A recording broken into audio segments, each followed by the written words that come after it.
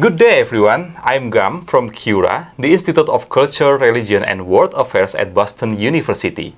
Today, we will be interviewing our fantastic fellow partners, Laura A Thompson. And I'm delighted to have Laura with us today. Hi, Laura. How are you today? Hi, I'm good. Thank you so much for having me. Yeah. So, Laura, before we begin this amazing interview, could you tell us a bit about yourself? Sure. So my name is Laura Thompson. I grew up in southwestern Ohio, so I'm from Cincinnati. I went to undergrad in Washington, D.C., at Georgetown, where I studied in a very small anthropology department, and I also started studying Arabic. And then I did a master's, my PhD at Harvard University. Wow, that's amazing. So and there I studied anthropology of religion and religious studies. Wow, that's amazing. So what are you working on?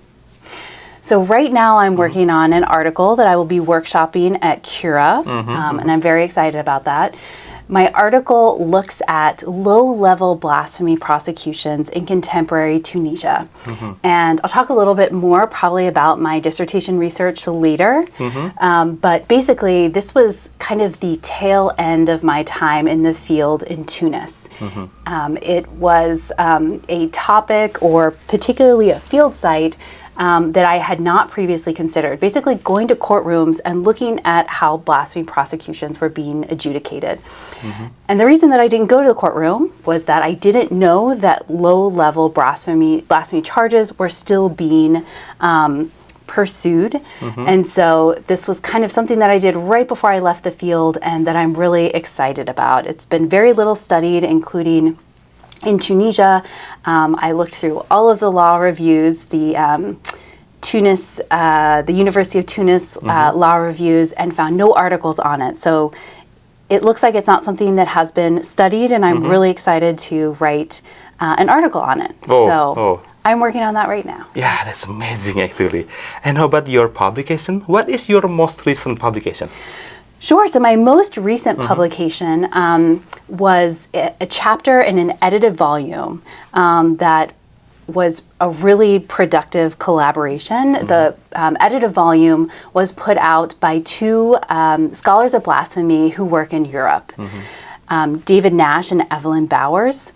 And I contributed a chapter specifically looking at the articulation of blasphemy as a form of emotional violence in Tunisia. And what I really, really like about this particular chapter that I wrote is that it kind of reflects the direction that my fieldwork took. So I started studying blasphemy in Tunisia by looking at blasphemy prosecutions that were happening in the wake of the Arab Spring uprisings. So the Arab Spring uprisings, late 2010, early 2011 in Tunisia. Departure of the dictator Zine al-Abidine Ben Ali on January 14th, 2011. And after his departure, discursive explosion, among which we witnessed several blasphemy, allegedly blasphemous acts and the prosecution of those blasphemous acts. And so that's where my dissertation started. But then as I pursued my research, I started to ask questions like, for example, have there ever been blasphemy prosecutions before?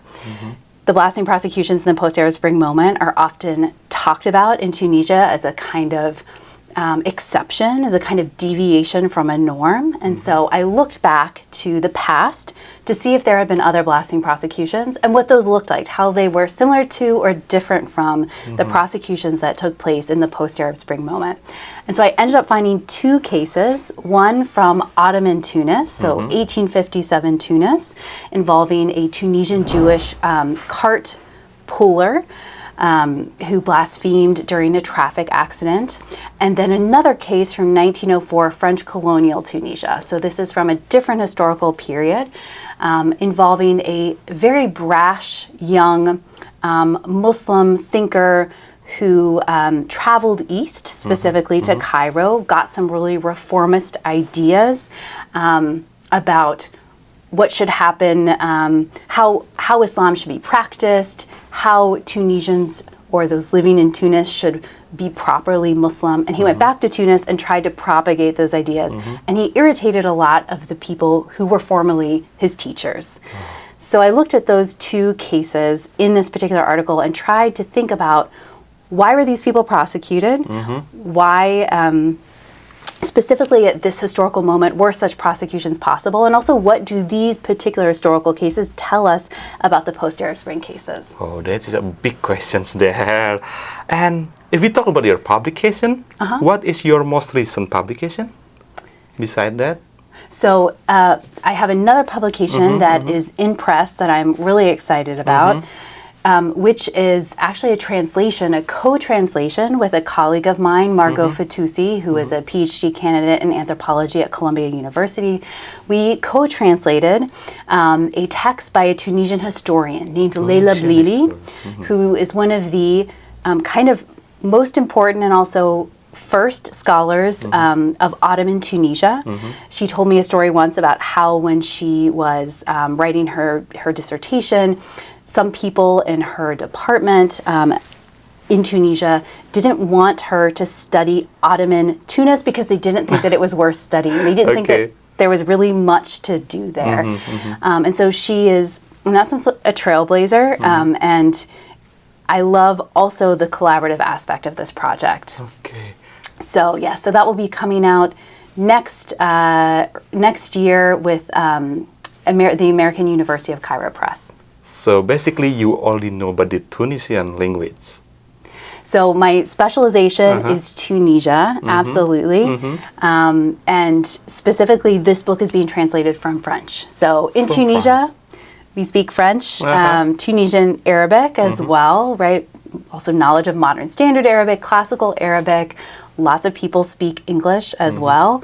But this book was written in French and translated then into English. Wow, that's amazing.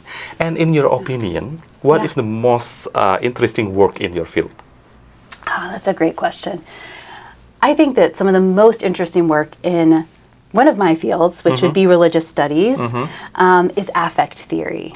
And is the work being done right now where religion is conceptualized as something that is felt before potentially it is even thought or articulated. Often in a religious studies class, we kind of start with big questions like, what is religion? Is religion belief? Is religion practice?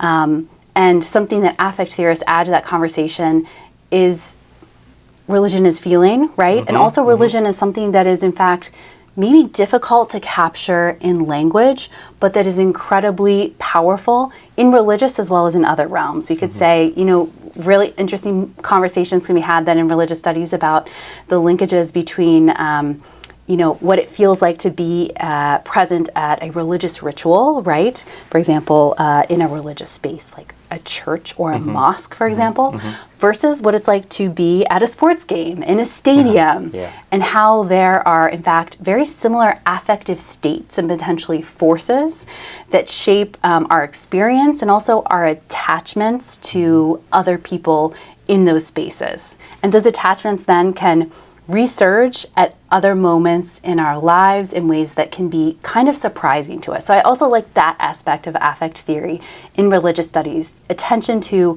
how sometimes the things that we care about, right, what we sometimes call religion, can actually surprise us. We can maybe not really know until we find those particular things maybe challenged. Yeah, that's definitely interesting. Well, I must say that I am really amazed by the depth of your research and the impact it has. So your contribution really makes us all proud. Thank you so much for sharing your insights and experiences today. And if our audience wants to reach you, what is the best way to do so? I'd say by email is great. Sure. My BU email is lat@bu.edu. Sure. Take it, learn it. So thank you so much again, Laura, for sharing your insights and experience with us today. It was a pleasure having you. And everyone, don't forget to like, comment, and share this video. You can also find the link to our platform in our bio. See you in the next video.